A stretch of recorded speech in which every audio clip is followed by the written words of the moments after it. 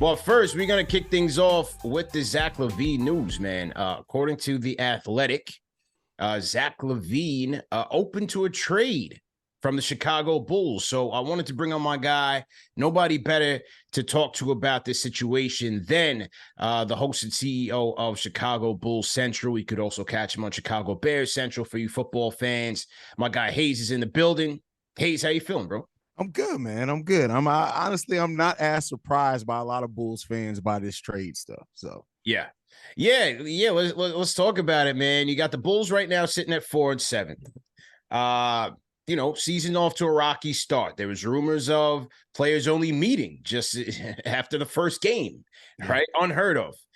But to pull this thing back with the Lavine era, it's year number 7. It's been 3 years since they made the Vucevic trade, going all in on Vucevic. They got DeRozan in that process. Hasn't been working out, man. And now we're hearing that he's open for a trade. When you heard that, because I feel like, again, correct me if I'm wrong, but I felt like all the Lavine trade rumors leading up to this point has been kind of one-sided, where it's like the Bulls are listening, the Bulls are calling, or other teams are gauging the Bulls. But we didn't hear that Lavine was open to it. So what do you think about that when you hear that he's kind of waving the white flag a little bit? Yeah, I think that it makes sense. And it came out today too that he's never gotten over Billy Donovan benching one in a game a year ago when he was 1 of 14 from the field. He had scored 4 points. So that, it's a little bit of thing. And I think it's all maximized by not winning, right? Like if you're winning, you got to look over the bad. But like this team coming into the season, making the changes that they made or lack thereof, doubling down on Billy Donovan.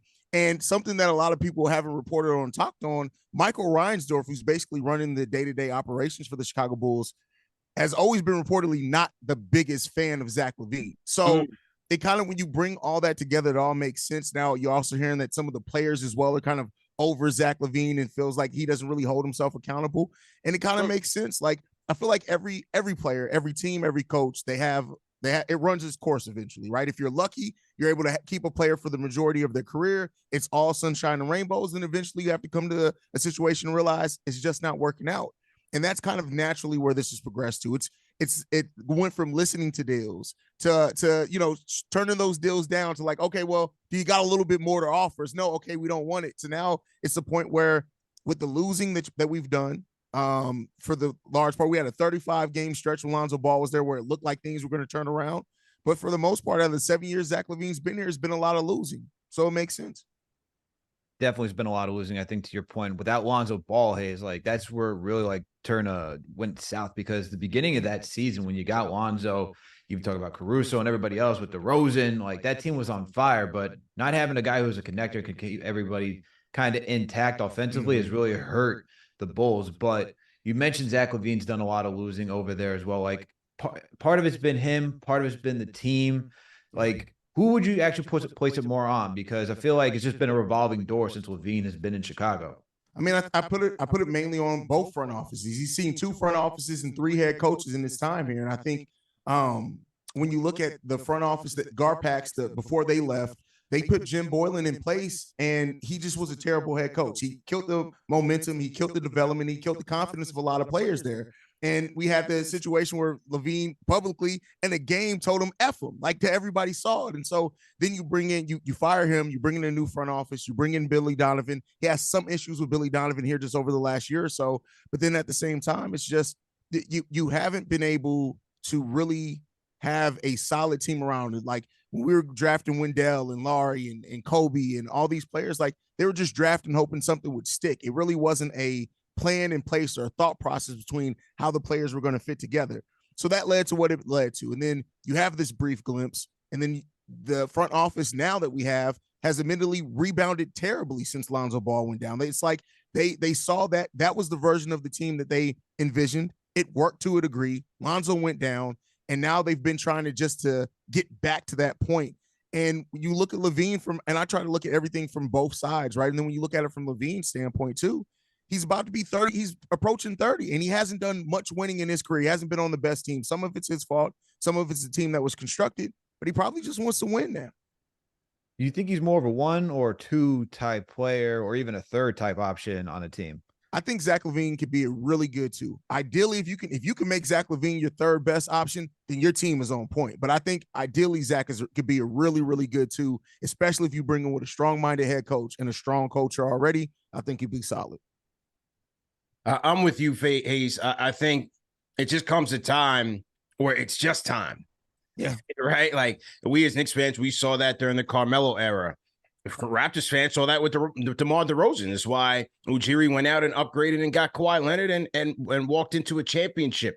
It just comes a time where the process has run its course and you realize that you can no longer go any further with that guy. And it's not to put it all on Zach Lavine. Obviously, you just talked about a multitude of issues that has plagued this Bulls organization, far removed from the Jordan and the D Rose, Tom Thibodeau era, those eras, far removed from that.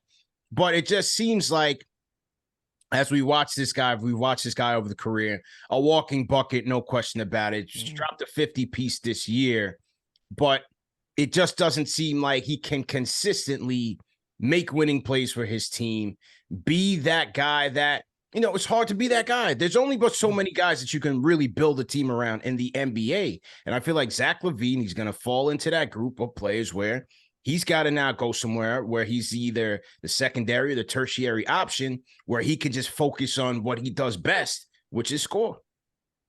Yeah, I agree with that wholeheartedly. Like Zach Lavine, I think before the season before we got DeMar and Lonzo, Zach Lavine averaged, he was the most efficient. He was close to a 50, 40, 90 player. He was like off by like 2% on the field goal, but close to 50, 40, 90. The most efficient season he had. And we've seen his usage rate and everything go down since then. And that's not to say that it's all on him. It should go down when you're on a better team, right? You shouldn't have to be used as much. But Zach Lavine right now is having the worst field goal shooting percentage of his career, the worst true shooting percentage of his career, and the second worst PER since his rookie year. So he also has to hold the bag on that a little bit, that his own accountability. So then how do you move a guy like that with a $215 million contract that he just signed this offseason? Yeah, I mean, so yeah, it was last offseason. This is the second year of the deal. But That's right.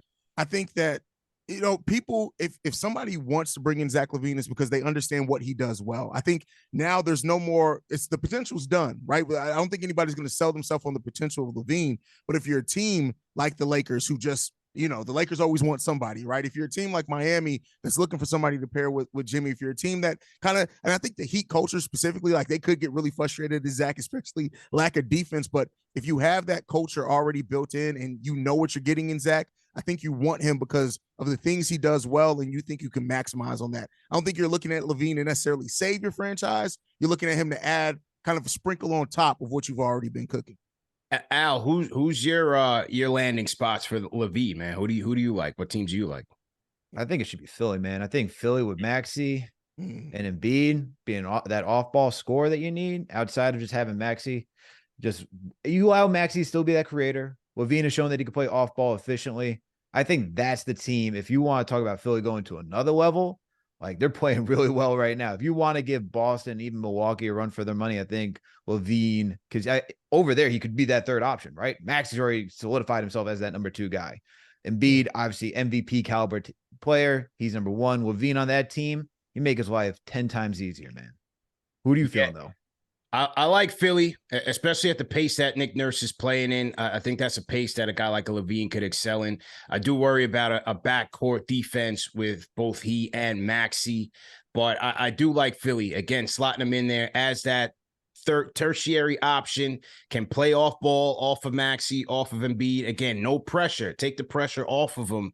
I think that'd be an ideal role for him. I think the Heat will get him right because there's one thing that, Riley Spo, they won't settle for lackluster performances. Like, you got to come to play. You got to come ready, come in shape and be ready to go. And so I have to think that on Zach Lavine going on potentially his third tour or with the new team, that he may look at the Chicago situation and say, look, like, this is it. I want to reclaim my rep. I want people to see like, yo, I'm a bucket, but I can be a champion. I can be a winner as well. And I think Miami could bring that out of him. I think the Lakers makes a ton of sense. They need him. They need him the most. Because the over-reliance on LeBron James is only going to get them nowhere fast.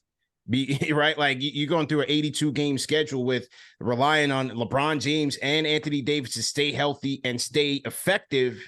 That's a tall order, especially how stacked the West is right now. You get a Zach Lavine in there. LeBron could go back on his load management, the ideal load management time for him. You have a bucket out there that can go out there and get his own. If AD gets hurt, yeah, that'll be tough. But you still got some production there. I think the Lakers of the three would be the most perfect fit.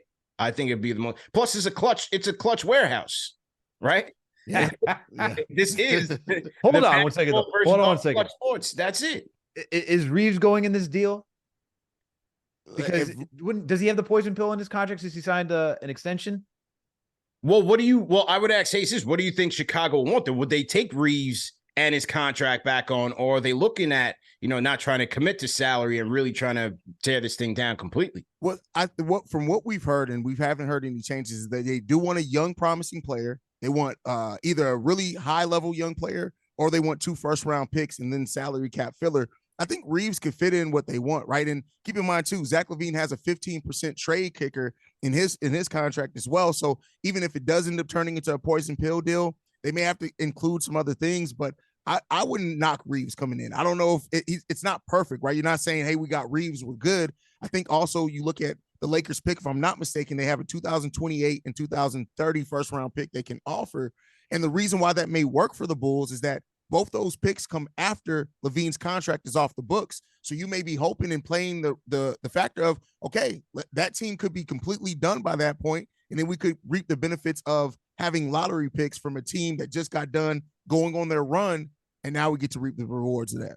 Yeah, they may be in the best rebuild spot in terms of how valuable those future picks will be. Yeah, but Philly, I mean, it seems like it's back wide open, right, in terms of their contender window. And then also, Maury's goal was to have ample salary cap for the next offseason. Not sure if Lavine is the target there to fill up that salary cap with. So that'll be interesting. Al, Knicks fans were kicking the tires on this thing last night. I was getting a whole bunch of DMs. Last night. They're still going on today. Well, yeah, for sure. CP, what do you think? What do you think? What should we do? I've wavered on this. I was first out. Then I was like, after they lost to the Heat, I'm like, I'm tight. I want revenge. But like, I don't. It's price depending, man. But I have a hard time doing it, man. Because I just don't think he is the last piece to the puzzle. Like I just said, like, there's only but so many guys you could truly build a team around. Like I look at Zach Lavine, I put him in the same bucket as a Julius, right? Like what Paul George was with the Pacers, what Harden is. Like great guys, great players, all-star caliber players, incredible talents individually, but from a team perspective, I think we need more than that. I just think the Knicks need more from a player that can make their teammates better from a playmaking standpoint, and also on the defensive side, being a force on that end. I don't see him pushing the needle for us. The thing I always look at it with is like Zach. If you look at Zach Lavine and RJ Barrett, they the exact same player, no, but they have similar ceilings. So like to me, if Zach Lavine were to go to the Knicks and you do send a package of RJ Barrett and first round picks back, I don't really think that ups the ceiling at all for the Knicks, right? That doesn't change very much for the Knicks. So yeah, if you listen to Scott Perry when he was on ESPN yesterday, he sounds like a Zach Lavine type player is what he's thinking is the last piece for that team. He's like, just another guy who could score out in isolation. You don't need some superstar. He thinks someone in that tier to pair with RJ, Brunson, and Randall is what you need. But for me, it's like the money doesn't add up, man. That's a lot of 215. That's a lot. Yeah. But I was asked this like, and some people said, I would trade Lavine, and someone was like, throw RJ in that. Then they retracted that. They're like, no, actually, I like the way the team's cooking right now. Don't mess up the chemistry. Others are asking me for the other player if the Bulls do decide to break it all down, and saying DeRozan, which love DeRozan. We don't need another guy on the Knicks who operates 15 feet in. We need a guy who stretches the floor.